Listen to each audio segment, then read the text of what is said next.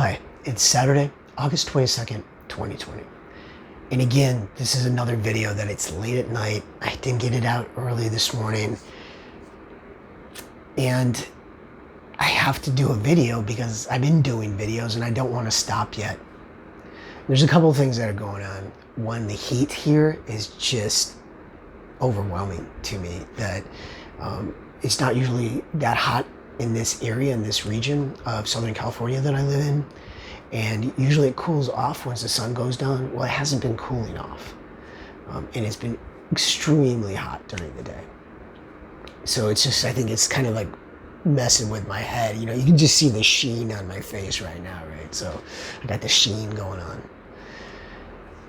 And also I'm rethinking my videos and the direction I want to take them in and what I want to do with them. And so that's impacting me, I think, a little bit too. It's impacting my schedule and how I'm thinking about them and what I'm putting out there.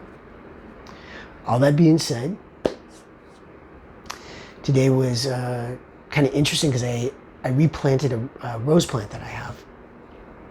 And this particular rose plant I had purchased several years ago at the grocery store. It was sitting on the $2 reject shelf, and just something about that little plant, it just was crying out to me, take me home. So I took it home and I put it in a nice little pot and I took care of it and I watered it because I didn't know what was going to happen. I'm kind of a, just throw it in the pot kind of gardener and water it, let's see what happens.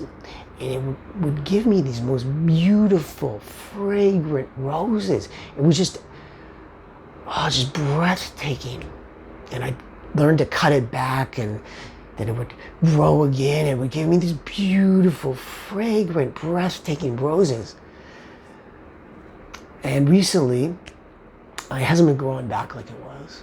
And I was thinking, it needs to be repotted. And so I went out and I got a good clay pot for it. I had it in this plastic pot. And I don't like the plastic pots. I think they hold the water too much. And I got fresh soil for it, and as I pulled it out of the pot, I realized it was just soaked with water. It was almost like in mud, and I don't think roses like being in mud. So I took it out and I kind of opened up the roots the best I could and just talked to it really gently and just let it know that I love it and I'm going to do the best for it, and just kind of kept opening up those roots and just having my hands in the dirt, and just as I was letting that kind of gently let the mud kind of fall away from it, the dirt fall away from the roots, it's just, wow. Realizing there's so much going on underneath the surface. Those roots are so important that they draw the nutrients from the soil and they bring that up into the light. And it's such a wonderful metaphor for life itself, that we have these roots and we can let them go deep. And as we let our roots go deep into the soil and we give nutrients to the soil and we take care of the plant, that those roots will draw up everything it needs so that on the surface, something magnificent blooms and blossoms and presents itself.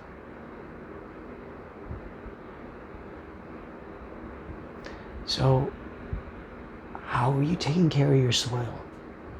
How are you taking care of your roots? Do your roots, can they go deep? Can they expand? Or are they getting tangled up and are you starting to get root rot?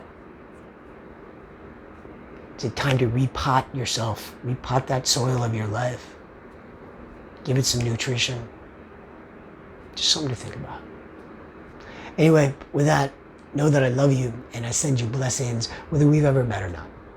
And as my favorite philosopher, Ernest Holmes, said, there's a power for good in the universe greater than you are, and you can use it. And I'll add to that. That power for good, it can use you too. So let it. Until next time.